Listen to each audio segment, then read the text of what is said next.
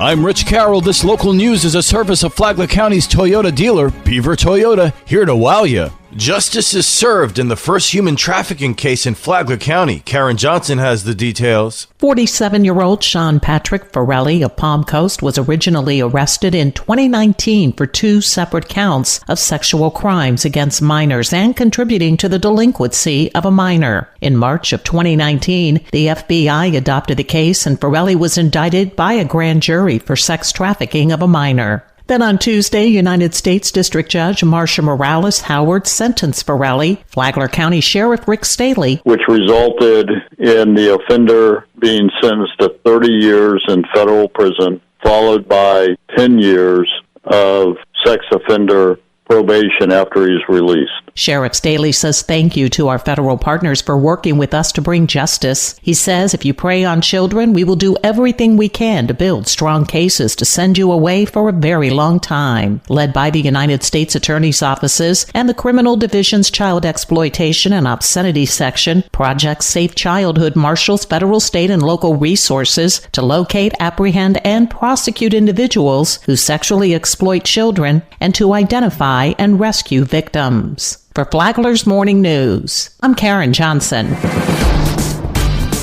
If a child is in an abusive home, how is he or she removed from that abuse? Deb Alberson has the story. Christy Gillis, the Community Development Administrator for the Florida Department of Children and Families in our area, says it's not just somebody knocking on the door and taking the child. In order for a child to be removed, there has to be a verified report of child abuse because it's a court process. Gillis said that the child goes into foster care, but the best place is with a relative. She said the removal is a last resort, so if there is a domestic situation in a family home, the department would get them help before the child or children were removed. You can listen to Flagler Health Matters every Saturday morning at 11:30 here on WNZF. Tomorrow, getting help comes before removing kids from their families. From the WNZF Newsroom, I'm Deb Albertson.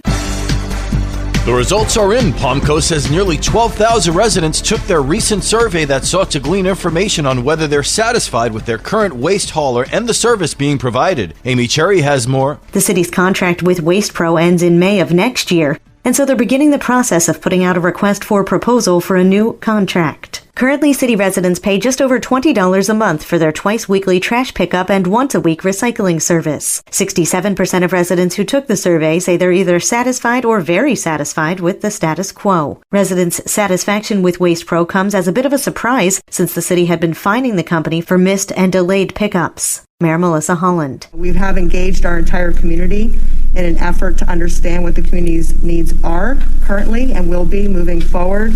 And so that is yet to be determined when that goes out to bid.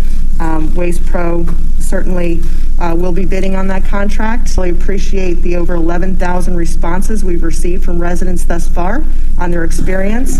And the majority of residents certainly have indicated that Waste Pro has been a good provider for them. So that will be considered and included in the proposal as well. Other key findings: about 45% of residents said they'd be willing to shift to once-a-week trash pickup if it reduced their monthly costs. 46% say they'd be okay with recycling pickups only every other week. For the RFP process, bids will come in for 2 options. Option A, keeping service frequency and method as is, or Option B, offering the same pickup frequency with partial automation. From the WNZF Newsroom, I'm Amy Cherry.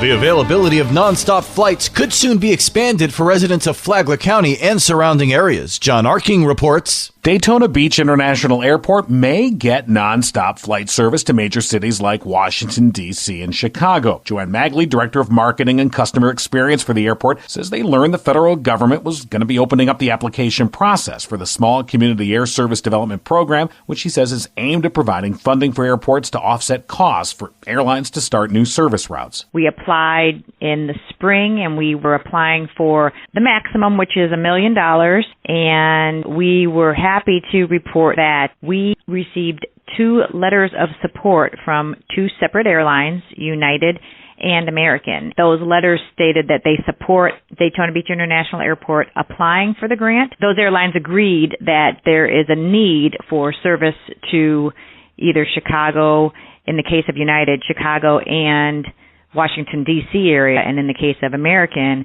service to the Chicago area as well. So getting letters of recommendation from airlines is a pretty big deal. They typically see that as commitment, and in these COVID pandemic times, airlines really don't want to commit to any sort of service. So to be able to get a letter from not one but two airlines was pretty significant. Magley says the grant winners will be announced by August, with new service beginning as soon as next spring. Although she says the grant is not a guarantee airlines will start new routes, it is a major incentive for them to do so. From the WNZF Newsroom, I'm John Erking. And now you're up to date on Flagler's Morning News. I'm Rich Carroll.